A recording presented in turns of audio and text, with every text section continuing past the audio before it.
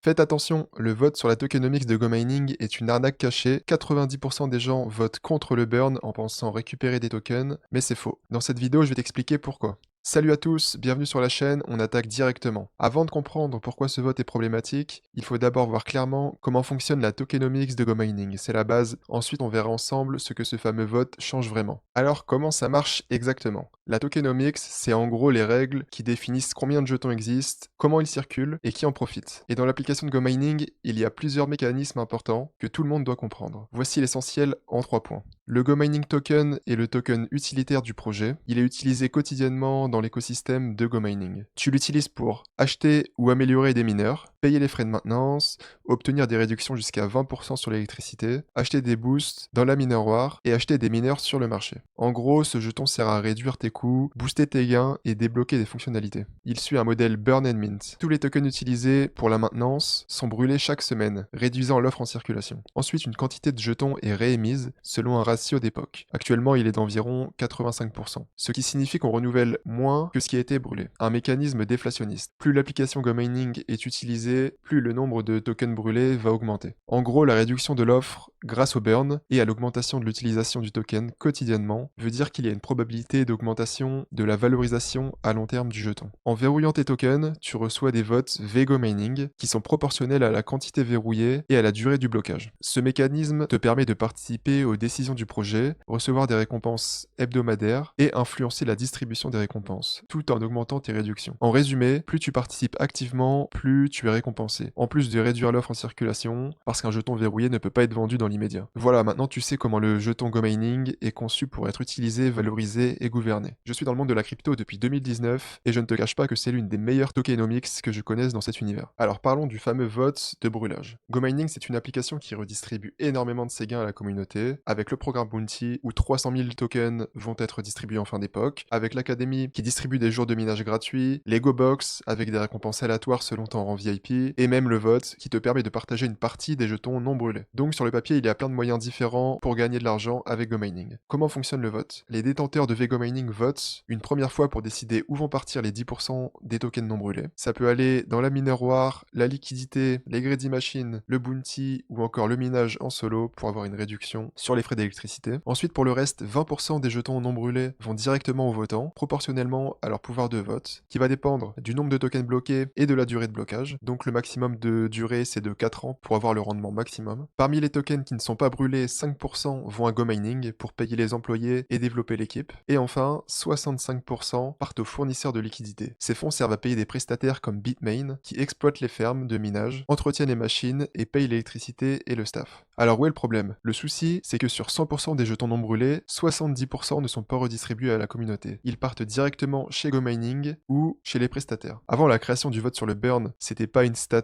spécialement choquante, mais depuis qu'ils ont mis en place ce fameux vote, 90% des tokens qui auraient dû être brûlés ne le sont plus. Et au lieu de revenir à la communauté, la majorité, donc 70%, part pour GoMining et ses prestataires. Ça représente environ 120 000 € par semaine. Le problème, c'est que les coûts réels des prestataires, eux, ils n'ont pas explosé du jour au lendemain. Du jour au lendemain du vote, il n'y a pas 120 000 € qui ont été rajoutés aux frais. En réalité, le coût d'entretien reste stable. Donc logiquement, si la communauté choisit d'empêcher le burn, 100% des jetons non brûlés devraient être redistribués aux utilisateurs, pas seulement 30%. C'est pour ça que les votants, qui possèdent eux-mêmes des jetons GoMining, ont tout intérêt à brûler des jetons pour rarifier l'offre et soutenir le prix, plutôt qu'à voter contre le burn pour perdre une énorme partie de ces jetons. Le seul cas où ça vaut le coup de voter contre le burn, c'est si 100% des jetons non brûlés sont reversés à la communauté des personnes qui votent. Actuellement, c'est pas le cas. Et on ne sait même pas où va ce surplus d'argent qui tombe chaque semaine dans les poches de GoMining. Voilà, c'est la fin de la vidéo. Dis-moi dans les commentaires ce que tu votes sur l'application GoMining. Si la vidéo t'a plu, tu peux mettre un like et t'abonner. On se retrouve bientôt pour une nouvelle vidéo. Allez, salut!